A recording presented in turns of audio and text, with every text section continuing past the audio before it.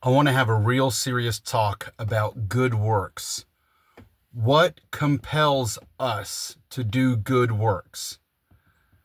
Are we compelled to do good works because somehow that's what makes us good and that's where we find our value and our worth? And I lived a lot of my life thinking that way.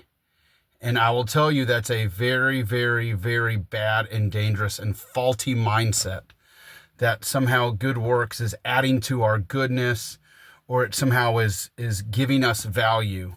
It's not that whatsoever. Our value is not based upon our good works.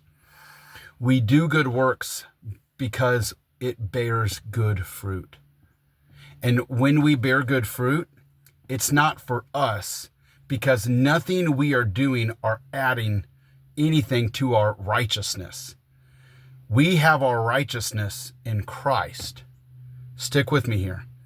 We bear good fruit and we work and we till the ground around us of our circle and where God has placed us, because it bears good fruit for others, for the kingdom, that the gospel goes out. And for a long time, I had the other way around, where I would bear good fruit for myself, and it's where I would even find part of my value and what you're doing, a lot of times unknowingly, but you're adding to salvation. You are, and you can't do that. It makes no sense, because Jesus said it is finished. We're done. We can't add to anything that Christ did. But we bear good fruit for others so that they can get to a place in their life where they totally surrender. And obviously, totally surrendering is a process. Sanctification is a process. But that process of sanctifying, it's about fruit. It's about bearing good fruit. It's evidence that the tree has been changed. It's evidence that you're no longer dead, but you have a new life. So I want you to, if you are like I was for a long time, and even with things I struggle with, if you're thinking that your works are somehow giving you value and worth, and somehow that's part of your identity, or even somehow that you must do that, you're doing it for yourself. And what you'll end up doing is you'll get off the path and you'll fall into the ditch of self-righteousness.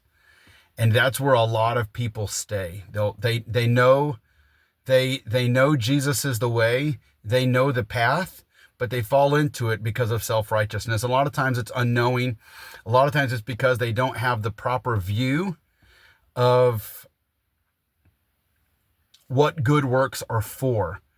Good works are for bearing fruit, and that fruit is not for you. Do we receive incredible blessings from it? Yeah. When someone we know joins the fold and we can help pull them out of the ditch, man, that's the best feeling in the world, right behind getting saved. But when we help someone else find Jesus, man, that is like the most fulfilling, gratifying feeling in the world. But we're not doing it for ourselves. We're not doing it because that's what we need. We don't need anything. Jesus gave us everything we needed. We do it for others.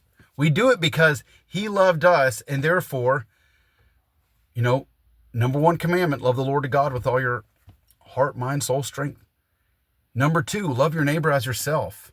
If we love our neighbor as ourselves, we're going to bear good fruit from our works out of love. Just some food for thought today.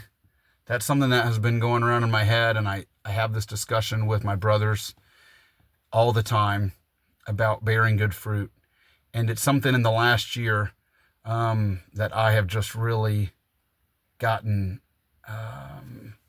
I've gotten fixed in my head on how I look at works and what works are for. So, doesn't make us righteous. Christ imparts his righteousness unto us. Be blessed.